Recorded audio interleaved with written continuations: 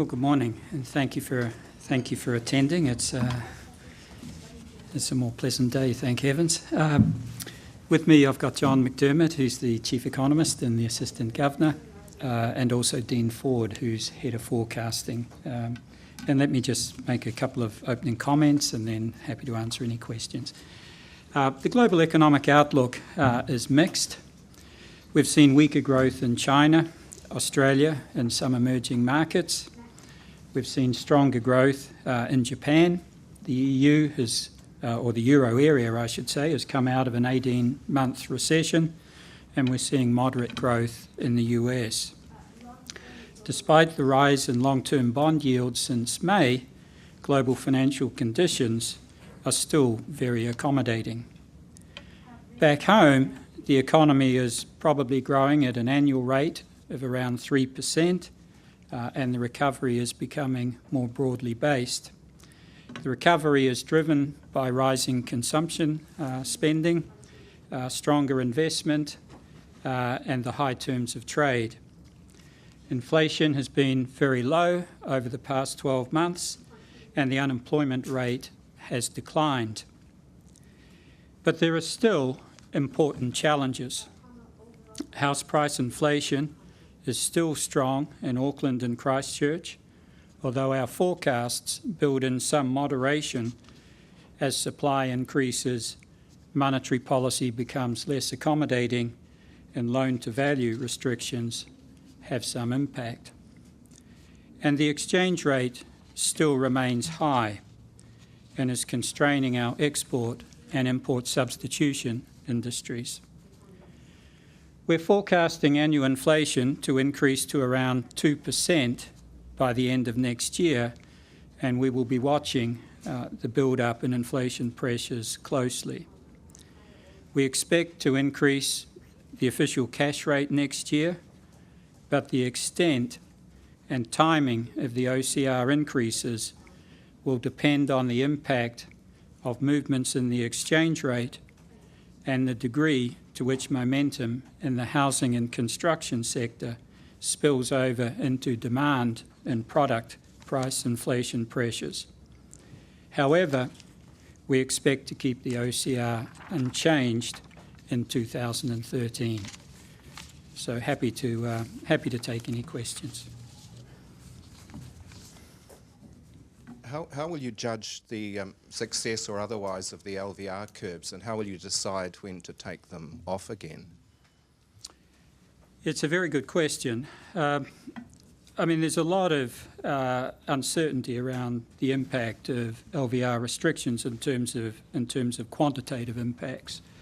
As you'll have seen from our monetary policy statement, we're in essence expecting that house price inflation could be restrained by the order of 1 to 4%. We're always talking about a counterfactual situation, and we've built in an assumption that house price inflation moderates by around 2.5%, and that we see slower growth in household credit, perhaps of the order of 2% over the next year. So we'll be looking to see what's happening with housing lending, what's happening to house price inflation, what's happening to housing credit growth.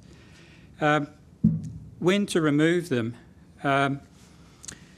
It really depends on the impact that they have. If these restrictions are ineffective, then clearly we'll have to rethink about what sort of constraints we should be adopting. But we would see them being removed essentially when we get a better balance in the housing market, when we're confident that their removal will not lead to any resurgence in house price inflation.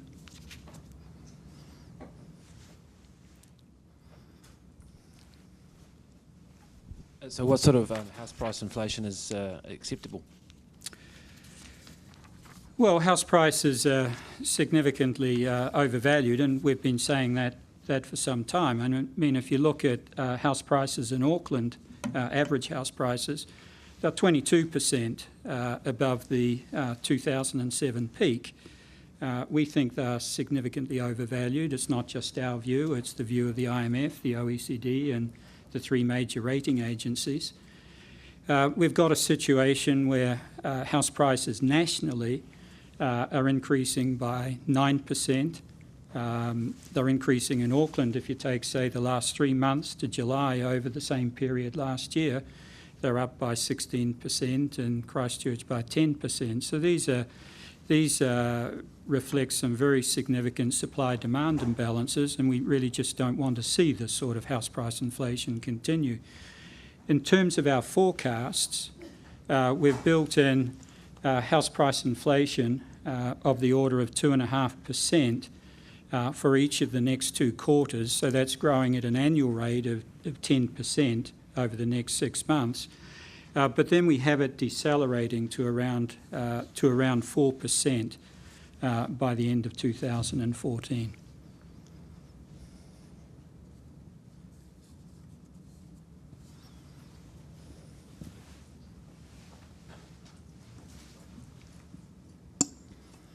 Governor, how long would you expect to take before you start seeing the impacts of the LVR restrictions? Have you got an idea in mind? I mean, there's an issue. I mean, it's a great question, and it's something that we're going to clearly have to monitor very, very carefully, and we'll be reporting on that in our financial stability reports, our future financial stability reports. There's an issue of are they having any effect at present is one question. And we are seeing that a number of banks have increased their low equity premiums for high LV borrowers, and that's helpful.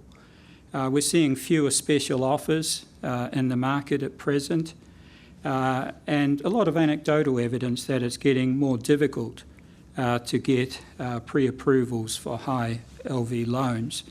But in essence, we would expect most of the impact to take place over the next 12 months. Were you asked by the government to consider carving out something for first home buyers, and if so, what did you say to them? The government was concerned, and I'm sure it wouldn't be a surprise, about first home buyers. But in essence, we said to the government, look, basically 40%, on average around 40% of the high LV lending, i.e. people with deposits of less than 20%. So about 40% of that is first home buyers, and it's just too much to exempt.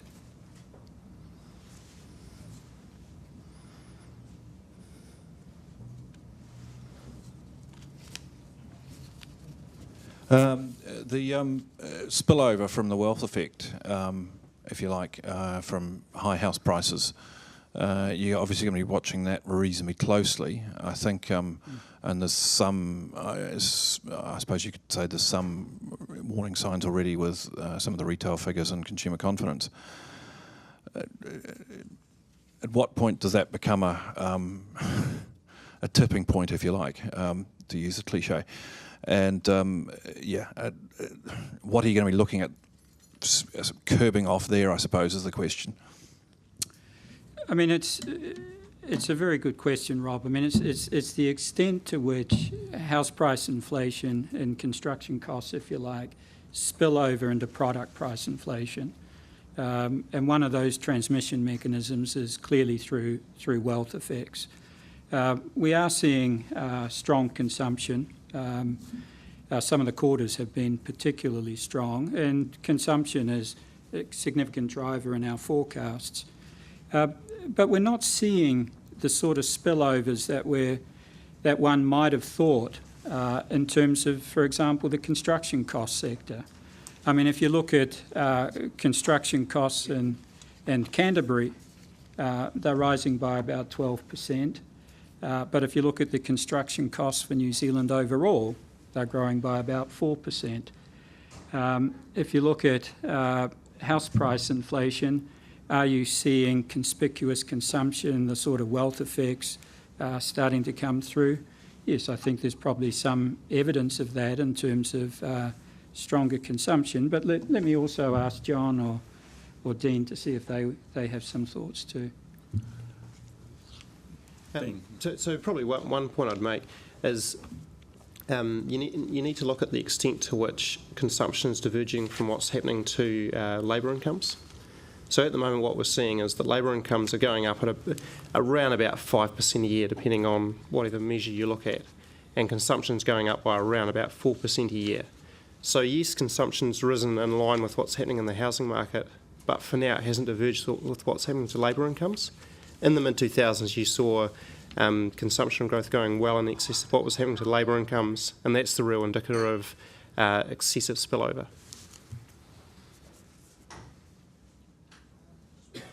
Comfortable are you with market pricing and the interest rates? I think the last I saw there were about 100 basis points in the next 12 months. Would you expect that to come down with your new track for the 90-day bank bill and I guess the 30 basis points that you've trimmed out of that from the LV restrictions? Yeah, we've raised our forecast since the July projections in terms of the 90-day track. It's up by about 50 basis points over what we had earlier. But we're probably still, if you go out to say the end of 2015 or so, we probably have an OCR track or a 90-day track that's still probably about 50 basis points less than where the market is.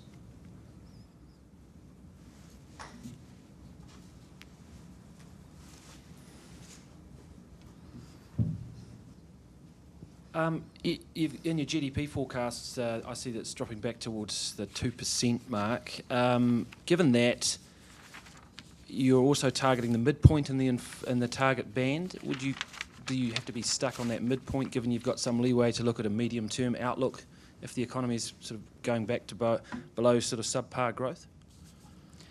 Yeah, there's always a lot of uncertainty in forecasting at the best of times, and particularly once you get 2 or 3 years out, it gets much more difficult. So they're essentially consider the outer years very much conditional projections in that sense.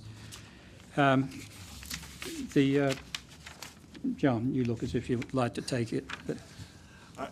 Just picking up on your comment on subpar growth, if you look at the projections out through March 2016, the output gap actually remains positive. So we don't actually think the economy will slip, at this time we don't think it will slip below what it's capable of doing through that period. Sorry, the other part of your question, that was tied in with the weaker output growth. Was there another part to it? I'm just curious about targeting the midpoint of the inflation band when you've got more discretion than that, haven't you, in terms of medium-term outlook to give us, rather than kill off potentially damage the economy by going too hard? Yeah, we do have discretion. I mean, the range is 1% to 3%. In terms of the PTA, we've talked about the significance of being around the midpoint over time, on average, going ahead. But there is discretion around the midpoint, and the range, as I say, is 1 to 3. But we do want to get inflation around the midpoint over the forecast period. There are a lot of things going on. I mean, what will determine that inflation rate will clearly be issues around the exchange rate, be issues around the housing market, be issues around the strength of migration, for example, and that effect on the housing market. You're thinking about LVR restrictions, what impact might they have? The government's got petrol and tobacco taxes that add about 0.3 to the inflation rate over the next 2 years. So there's a lot of things to consider, but in general, yes, we want to get the inflation rate towards the midpoint. The forecasts don't offer much relief from a very high, in your words, dollar for the next year or so. And while you say that the extent and timing of interest rate hikes will be largely driven by domestic factors, spillover from the housing market and so on, I'm wondering to what extent what the Federal Reserve does and global yields and the risk to the exchange rate is affecting your thinking about the monetary policy track. Yeah. mean, Brian, if you look at what's happened since, I mean, it's fascinating. If you look what's happened since May 22, when Ben Bernanke made his comments about potentially we might slow down the 85 billion of Treasury and mortgage-backed purchases that they're doing, and perhaps even phase them out in 12 months' time. You've seen US 10-year bond rates rise by about 95 basis points. And you've seen New Zealand 10-year rates up by about 135 basis points. There's a lot of nervousness in emerging markets right now. And if you look at countries that have large external deficits like Indonesia, South Africa or India, you're seeing very substantial capital outflows in those countries, significant exchange rate depreciation. So there's a lot of concern in financial markets around tapering and when it might occur. And there's also been a great deal of nervousness around Syria, and people clearly watch what's happening on that day to day. So the exchange rate will have a very significant impact on, one, the outlook for New Zealand, and two, the sort of potential price inflation challenges that we'll have. I mean, one would hope that, as the US economy picks up, and it's probably in the private, if you look at private output in the US, it's probably growing at somewhere between 3 and 3.5%. Overall, the economy is probably growing at around 2% or thereabouts, and that's because of the expenditure sequestration and the fiscal constraints that are applying. But they will have less restraining impact next year. So the US economy will probably grow reasonably well next year, probably to around the order of 3% growth. And one would hope that as tapering starts to be put into operation, that we will see the US exchange rate potentially pick up, and that hopefully will start to relieve some of the pressures that we face on the exchange rate side.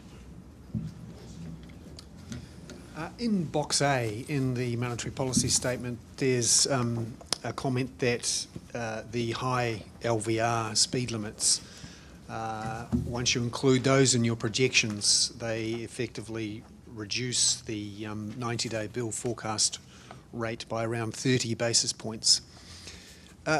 Does the imposition of the high LVR limits mean that you have not had to increase interest rates sooner, or has it changed your view on when and how much you might have to increase interest rates? Yeah, I mean, it's a very good question too, and we introduced the LV ratios for financial stability purposes, and Grant has given several speeches on that. I've given some, and hopefully we've explained our rationale and the criteria we're applying. Hopefully that's been clear. So it's primarily a financial stability tool. But at the same time, it does reduce pressure on house price inflation, on credit growth, housing credit growth, etc. And as house price inflation starts to slow, then you would expect consumption growth to start slowing. So the question that we face in here is, what potentially is the impact of slower consumption growth on product price inflation? So if you start slowing house price inflation, what's the effect on product price inflation? And in essence, we felt that that slower consumption growth would potentially reduce product price inflation and potentially have the same impact as same impact as a tightening in the OCR. It gets complicated because as inflation, product price inflation starts to weaken as a result, you potentially can say, well, okay, I've got some exchange rate implications tied up with that in a modelling sense. But when we did all the sort of modelling and the transmission mechanism influences, we basically felt that it was equivalent to about a 30 basis point impact on the OCR. But did you want to add anything to that John? I think that's a pretty good answer. You can imagine there's different parts of what you're studying here. One is what is the impact on the housing market, how much that impacts on prices. Once you've got that, you have to think about the monetary policy consequences of a change in house prices. So there's a lot to think through, and actually we have very little history on that. So one of the bigger parts of our previous experiences is the link between house prices and what that does to the economy in association to household spending. And broadly speaking, a 2.5% house price increase would need to be offset by about 30 basis points of interest rate moves. Could the government's changes to the home deposit component of KiwiSaver undermine your speed limits? We don't think so. But Bernard, did you want to add anything to that? No, we've looked very closely at that, and we've looked at the effects of the changes to the Welcome Home Loans scheme as well, and we've certainly tried to sort of feed that into the mix. But I think overall we're still confident that the LVR restrictions will have a reasonably material impact on, as Graham says, house prices and credit growth. So we're certainly taking it into account, but it's the case, I think, that we'll still see a material impact.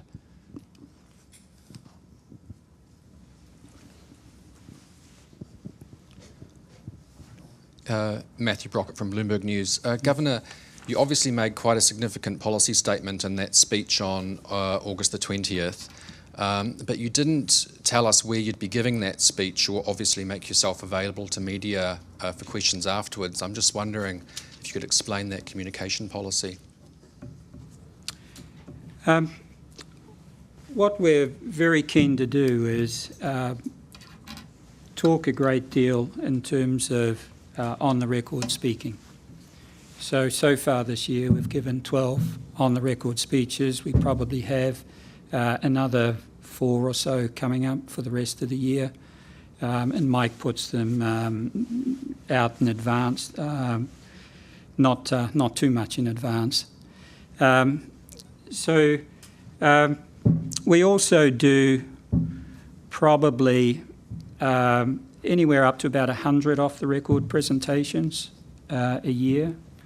I've got 10 over the next 2 weeks all around the country, for example. Grant's got several, John's got some, etc. So we are keen to give many more on-the-record speeches where we're trying to be very clear about the framework we're adopting in terms of our approach to our responsibilities, be it regulation, be it things like OBR, be it insurance licensing, or be it macro policy and macroprudential policy and monetary policy. So we are trying to do a lot more speaking. We do also do a lot of briefing with journalists, an awful lot of briefing. We're also producing a number of videos at the moment. We've just done one. John's done one just on inflation. Toby's just done one on regulation. There's another one in train. We're trying to expand our social media at this point as well. So that's the approach we're taking.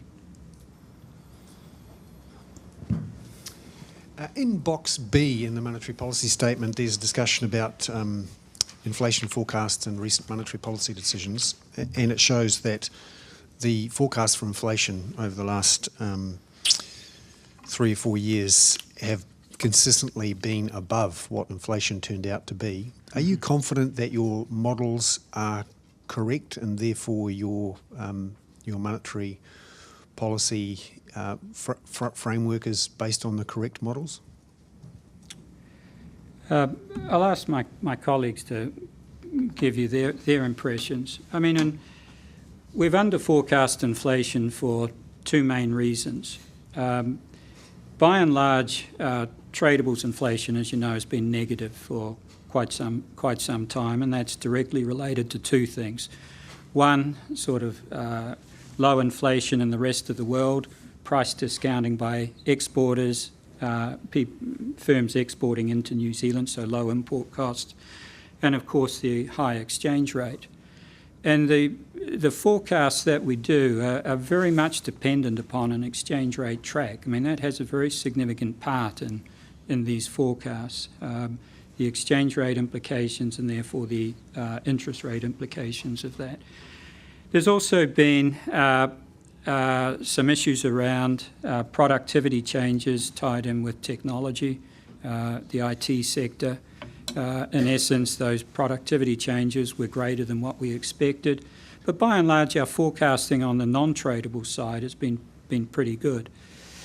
The issue I saw came up in Parliament recently was, you know, if you were wrong on your inflation forecast, doesn't this mean that you've had interest rates too high and therefore won't it affect the exchange rate, come back and hit the traded goods sector and you suffer some growth impacts from that? But I think you've got to think through carefully what is the full impact of that. I mean, if, for example, we'd have had lower interest rates, then we would certainly be sitting here with stronger house price inflation. And it would certainly mean that we would need to increase interest rates probably more dramatically and quicker than we would otherwise. So there's no free lunch in this. I mean, it's an intertemporal thing as much as anything. But let me see if John wanted to add anything. Or it's certainly something we've been worried about for a long time, and we commented back in March about the low inflation. At this point, we do believe that the big changes have been on the input side, so it's been telecommunications or the exchange rate.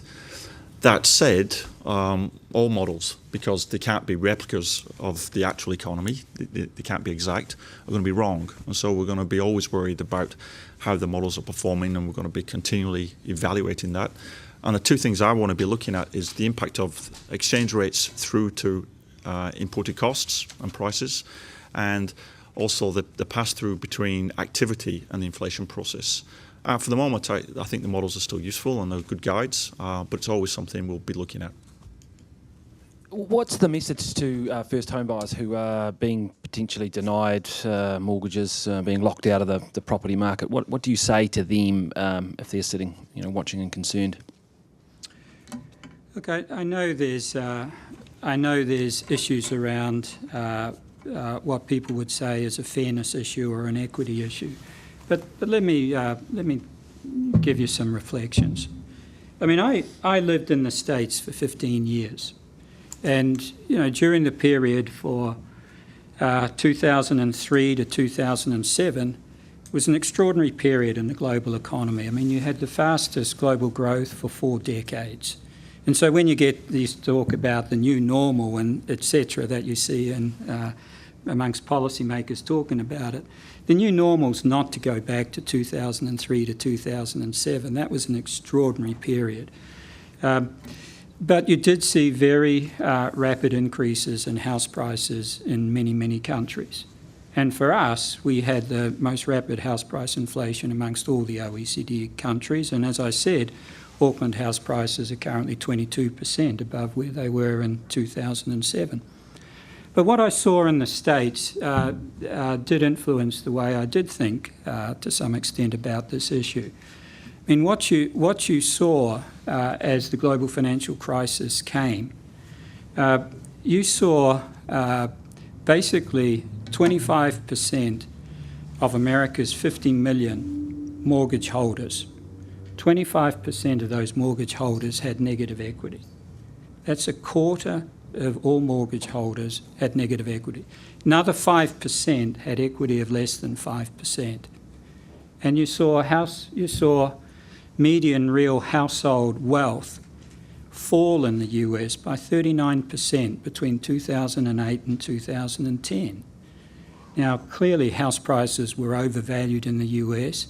They're significantly overvalued in New Zealand. And to the extent that you did get a rapid correction in house prices, it would have very, very significant effects, we believe, for potentially the financial stability and output and employment growth in this economy. and the most severely affected would be those that have just come into the market with very low deposits.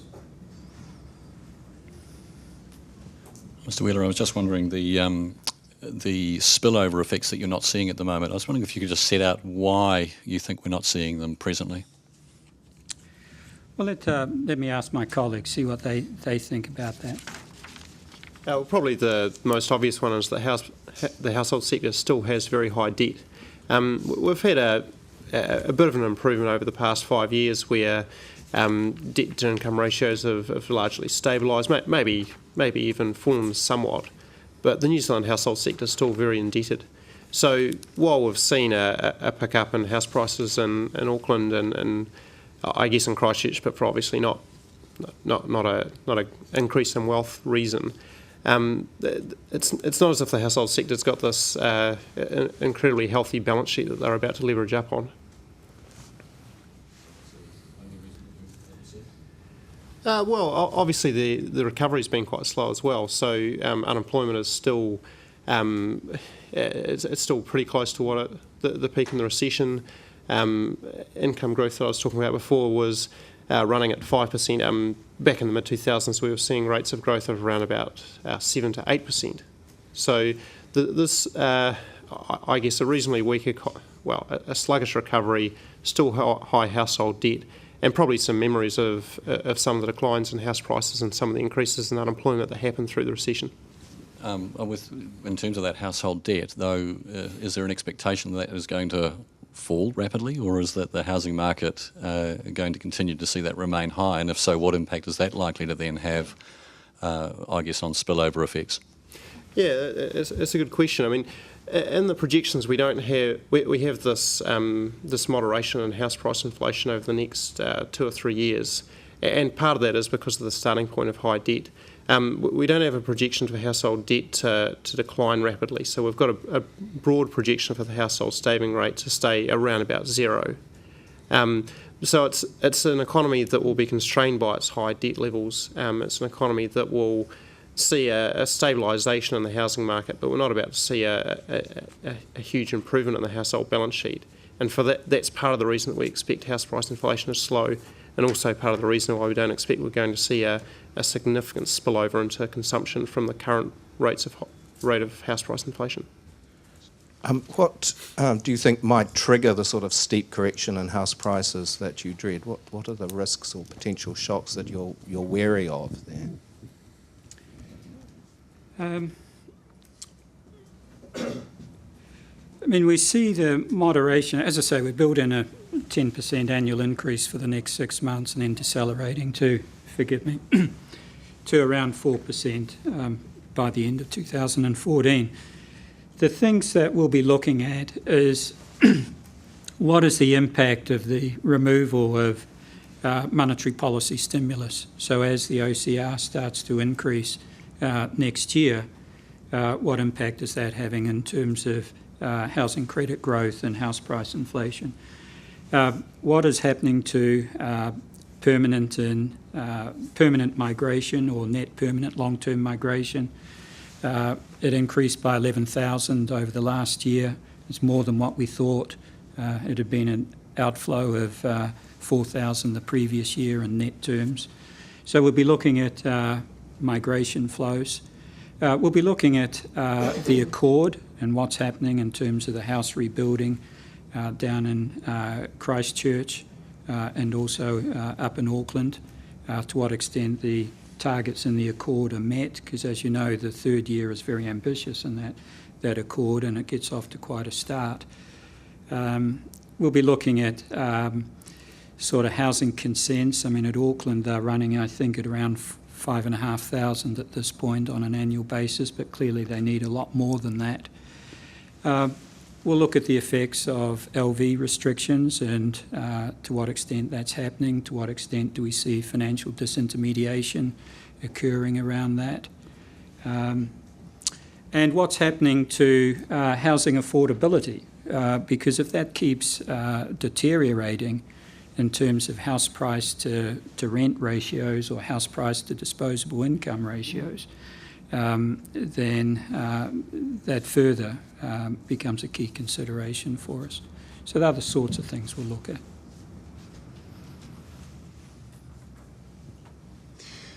In box A, you talk about the increase in high LVR lending through 2012 and into 2013 and how that helped push up credit growth and house prices in Auckland. How well equipped do you think the bank is to notice those changes in bank lending policies, which you could argue are effectively monetary policy tightenings or easings? Mm-hmm. And how can we avoid that sort of thing happening again? Because in a way, the LVR restrictions is a response to something that happened. Yeah, no, thanks, Bernard. I'll ask Bernard to offer some thoughts.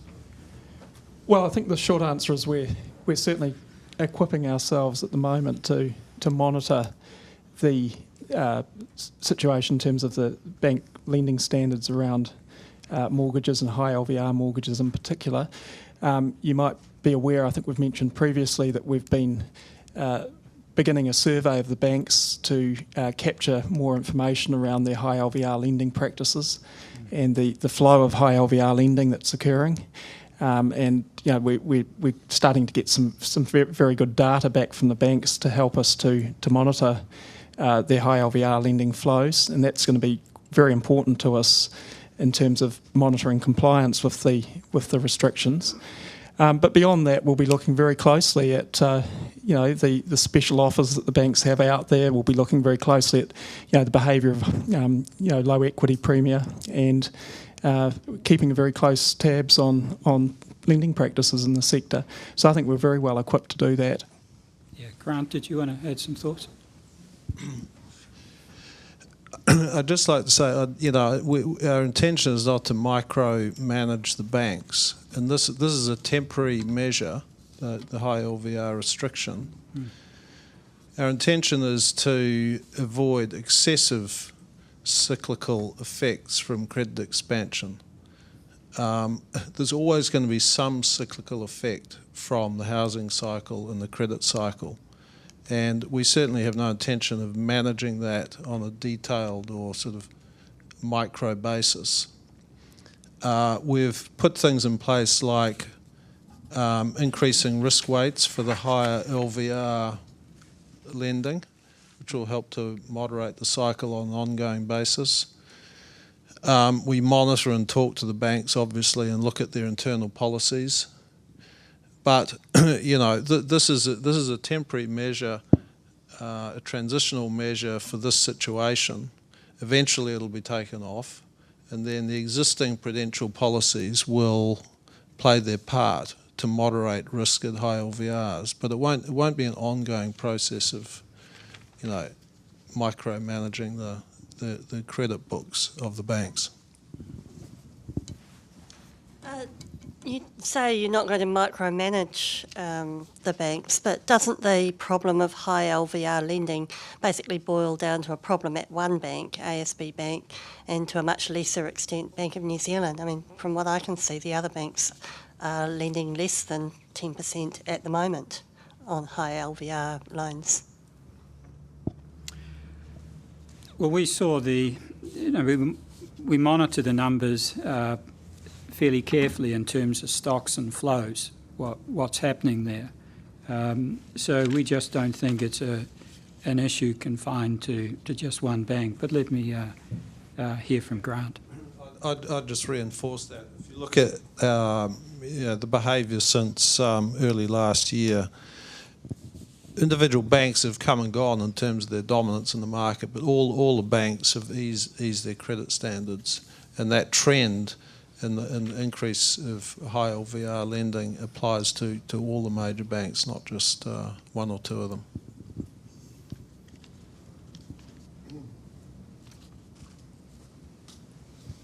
Can I just ask you, Corin asked you what your message was to first home buyers. Is it fair to say that what you're saying is if you can't get into a house, if you can't afford to get into a house, don't do it? Well, I think what we're saying in our monetary policy statement, in essence, is that house prices are significantly overvalued. We think that creates potential risk for the economy in terms of financial stability risks. It also poses a potential inflation risk in terms of transmission mechanisms into product markets, etc. So the policy outlook that we have, which coupled with the LV measures, in essence designed to try and restrain that growth and avoid the excesses and the potential damage that the unwinding could have. Governor, you're almost a year into the job and you've got the policy targets agreement in place. Do you think still it's the right structure and has the right elements in an environment where very low inflation, lower than everyone thought, and low interest rates seem to be creating all around the developed world, and we've grappled with it here, asset bubbles? Do you think that the primacy of inflation is still the right way to go with the policy targets agreement? We're happy with the policy targets agreement. We think that has the right elements and the right focus in it. Has a number of clauses in it, as you know. And we're also very happy with the MOU that we signed with the Minister of Finance in terms of the flexibility that it gives us as an institution to have more instruments to try and deal with asset bubbles.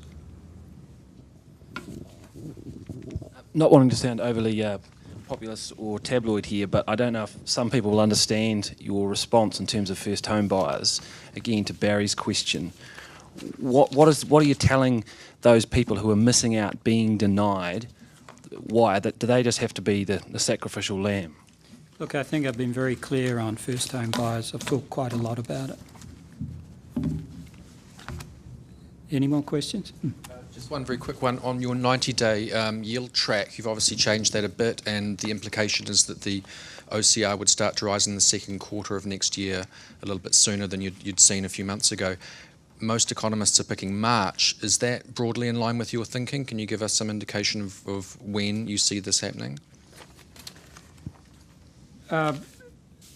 There's always a lot of uncertainty about when a particular OCR increase might be required. We feel that with the inflation pressures that have the potential to build up, given that the capacity constraints in the economy are becoming tighter or are projected to become tighter over the period, that we will need to raise interest rates. As I say, we're built in a 200 basis point increase over 10 quarters. Exactly when that will start to trigger will be determined by many factors.